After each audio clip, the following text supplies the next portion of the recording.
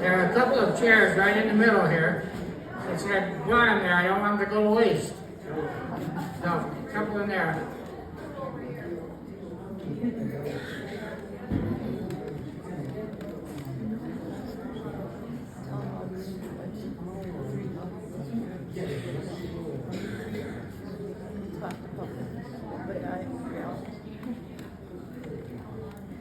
Right on time, Randy. Welcome. We want to welcome you to the June Town Hall gathering. This is a hybrid in the sense that we have two presentations tonight. Most of you have seen Benjamin around, and many of you have talked to him, but we thought it would be helpful to give him a chance to formally introduce himself. And so he will be first, and then we're getting closer to the foyer redesign project being implemented, and so that'll be the second half.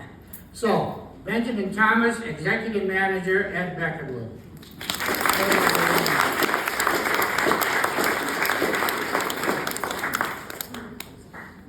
Wow, I've never been in front of bright lights quite like this before. So, thank you all for coming tonight. Thank you for an extremely warm welcome that all of you have given me at this place. I was so delighted when Marvin Plackett, the CEO at Episcopal Homes, called and offered me the job. And I can say that a month in, I am still just over the moon to be here. So thank you for all that you have done to make this first short stage of my time here a really positive experience. What I should also begin with is an apology. You can see that I've got the Becketwood branding right, but I did not remember to download the Rockwell font. So, Glenna, if you're out there, please, mea culpa, man, extra culpa.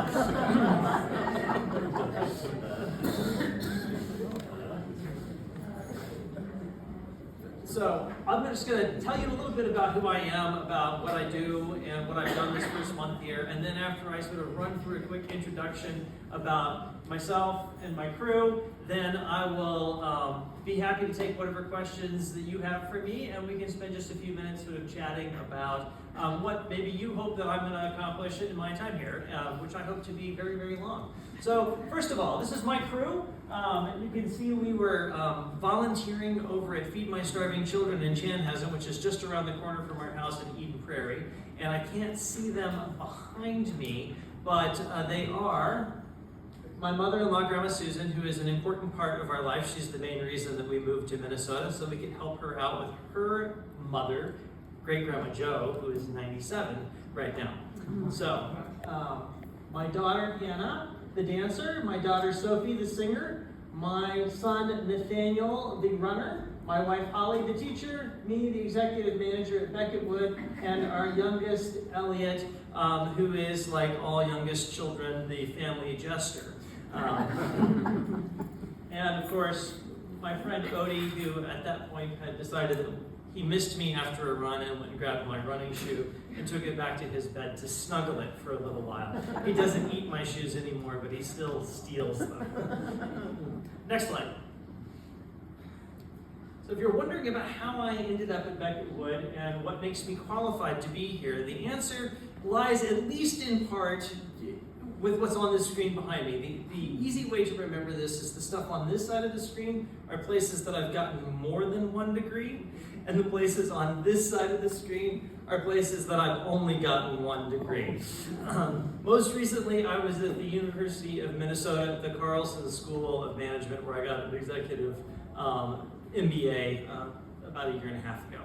So before that, I was at the General Theological Seminary, where I got an MDiv and a doctorate in New Testament historical theology. Prior to that, I was at the University of Colorado, where I only got 1 degree, which was in philosophy, which then transitioned me into a very nice but brief career in my 20s managing property before I went to seminary.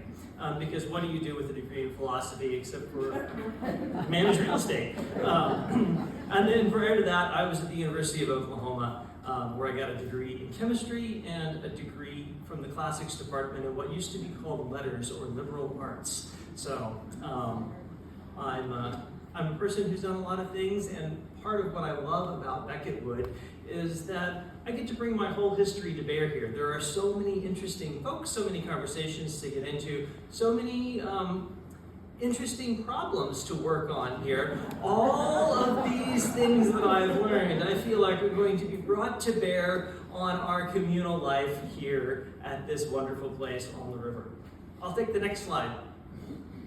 So if you're wondering what I've been up to officially for the last month, the list is pretty short. My official duties have been trying to figure out what it is exactly that the board wants me to do. And so part of that process was really just sitting down with each of the board members who you elected, either in my office or out on the ground somewhere or in their unit, and talking for about an hour to just understand who the board members were, what their special interests were, what their responsibilities were, and where they hoped Becketwood was headed, because they are the elected body that tells me what to do, but also they are the people that you tell to do things, because it's hard to have 281 people vote on every issue, but you can just about get 9 people to work on a problem. So that's the board's job. After I interviewed the board, I started sitting down with the sort of key staff members, and I'm not quite done with that. I will finish my key staff member interviews tomorrow, but so far I'm 6 for 8, and I've done the same process with them, really taken about an hour with each person to say, hey, what is your job? Tell me what's working. How do you spend your time with members, with the board, with your staff, with people outside of Becketwood, just to educate myself about all of the various things that are going on here. I can say that the board has been extremely informative to me, and that I feel privileged to lead a staff of people who have been here, many of them, a long, long time, and those who have only been here a short amount of time seem like they have been here forever. I think we've got a great staff here at Becketwood, and really folks who are dedicated to this place, dedicated to providing excellent service, and I feel privileged to be leading them. On that vein, the biggest news is that on Monday morning we finally got Barb 2.0 to show up in the office. It will be different than Barb 1.0, but Stacy Lesner comes to us with a long history in organizations with change. She was one of the first employees at an electronics company that's based in Shakopee. I can't remember the name off the top of my head, but she took them from 0 employees to a multi-million-dollar buyout of the company, and then most recently she did a turnaround for a bakery here, a big commercial bakery here in Minneapolis that bakes bread for restaurants and grocery stores and places like that. In both places, she took those organizations from a paper world to a digital world in their office.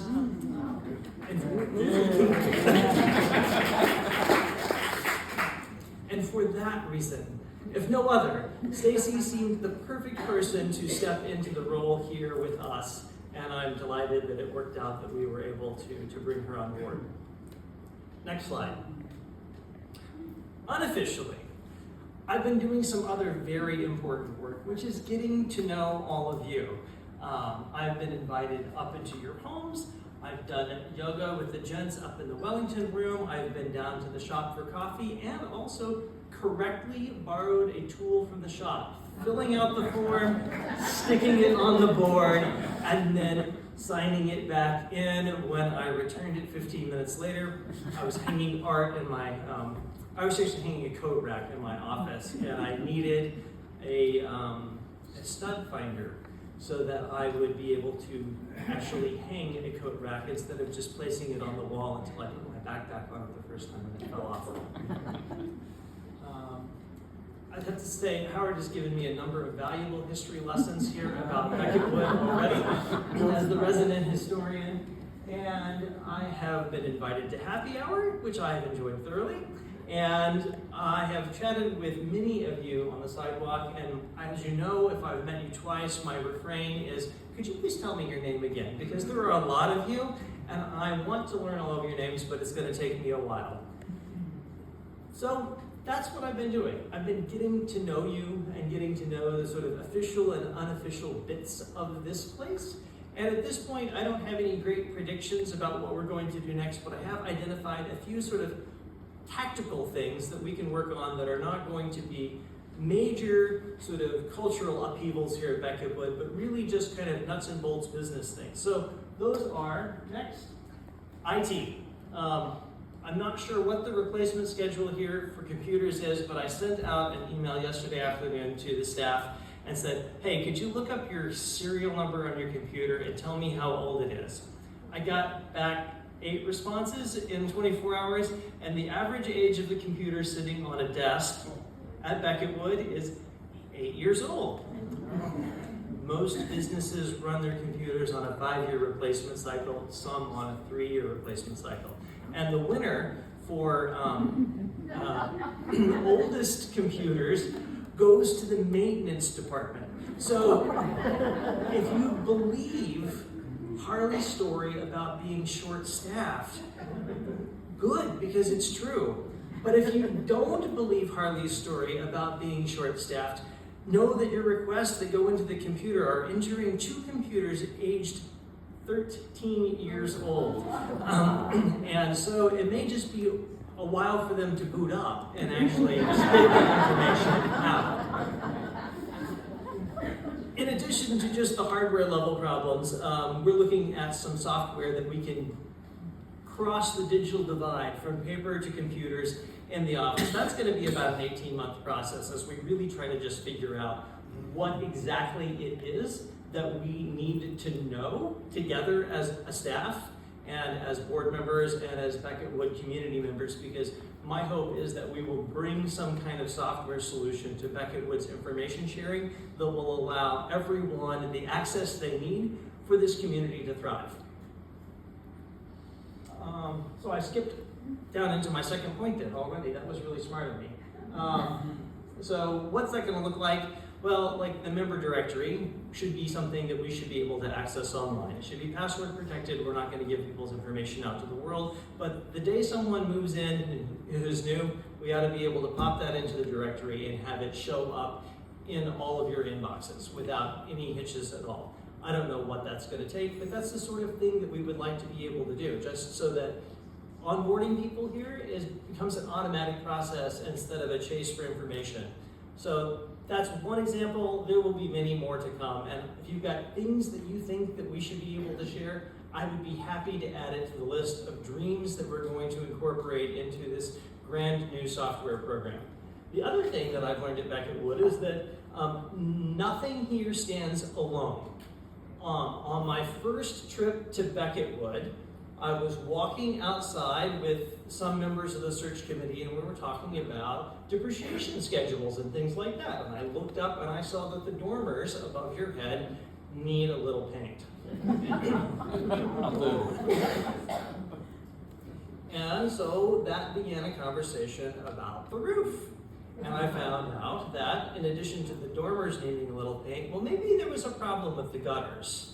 But if we're going to do something about the gutters, they're such that you have to actually peel back the edges of the roof, which means it's probably better to just go ahead and replace the roof. And I learned a couple of days after that, we've had some hail damage, so there may be an insurance settlement coming that will help us tie together those 2 projects. And when I walked up this morning, Harley was sitting out front talking with a gentleman about some of the transoms out here on the front porch, which also need a little help, but we can only really figure out what the problem is by looking at where the gutters tie into the transoms. So at times it will feel like information coming from me about projects is actually a giant snake swallowing its tail like something out of a Celtic knot. And sometimes that's just the way it is, because when you get into a building that's got a few years on it, things fall apart at different rates, and they come back together only through complicated processes. The last thing that I think that is really exciting that's going on here is on the next slide, which is the foyer redesign. But I'm not going to talk about that because Dan and Lieta are the champions for the foyer. So before we get to the foyer, I'm happy to field a couple of questions. I told Dan that I would need 15 minutes, and I am right on the money, so I don't want to go too far into the foyer redesign time, but if you've got a question you'd like to ask of me, now is your big chance, and if you don't catch me here, I'm always available on the sidewalk, or in the parking lot, or in the office. Yo, Yes? what's your philosophy of delegation? My philosophy of delegation? I think the people who do the work, who have the most information about the work, are the ones who should make the decisions. So my leadership style, I guess, to answer your question more broadly, is as a leader, what I want to do for staff, what I want to do for committees, is kick the hurdles over. You ought to be able to run a race without jumping over obstacles. And my first job as the executive manager is to understand what my team, either the committee team or the staff team, needs to make their jobs easier.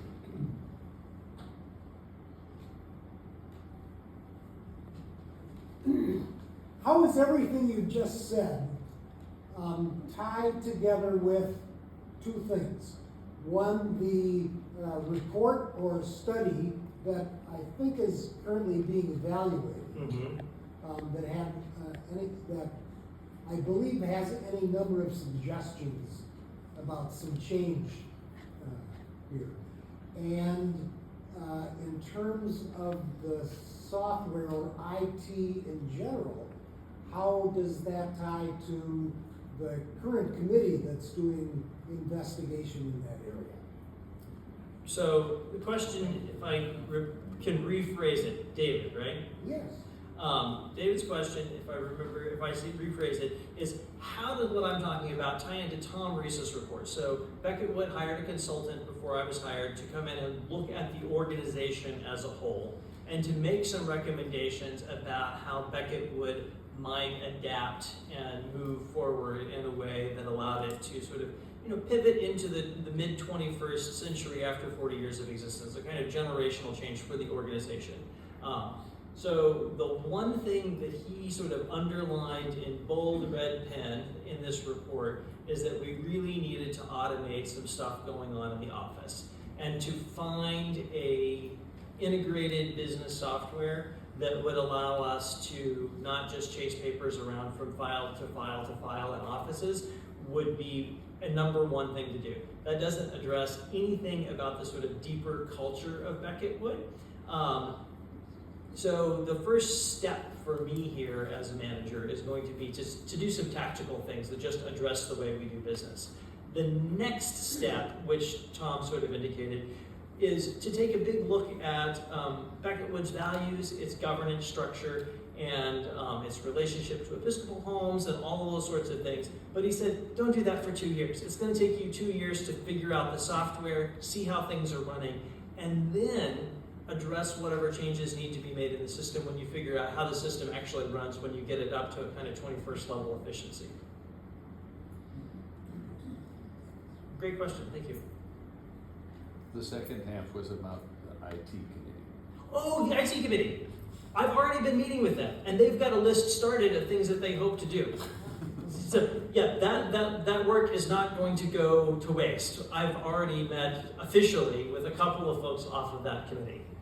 Thank you, and thank you. Okay, over in the corner. Over there in the corner. It's John. John, thank you. I am curious to know, at this point in your life with us, what do you think are the most important things to be in place for residents of a community like this to thrive as we age in place? What does the institution need to provide to support us? John just asked me a question I don't know the answer to, but I'm going to. Fools rush in where angels fear to tread. This question is, what does a community need to thrive? And I think what a community needs to thrive in general, as someone who has led other communities, is you need to have an articulated sense of shared values, broadly defined. You don't have to agree about every issue, but you have to have some things that you hold in common that define your community. The other thing you have to have is shared projects. And whether those projects are going to the baseball game or gardening in the community gardens or whatever it is, those values have to be lived out in some kind of tangible, physical activity. At whatever level you are comfortable and able to be active with the members of this community, I think doing things together and sharing some sense of what Becketwood means is the key to an organization, a community like this thriving. Did I get over the bar, John? Thank you. Oh.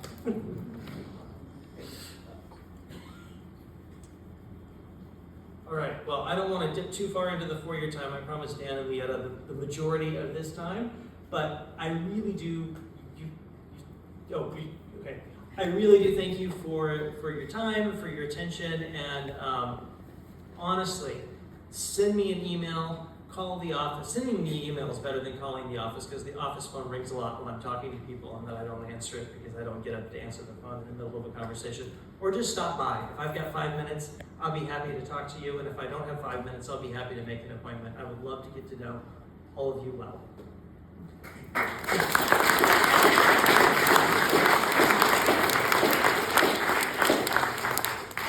Thank you, and it'll take a couple minutes to reboot this thing up here, so just chill out for about 2 minutes, and then we'll get started.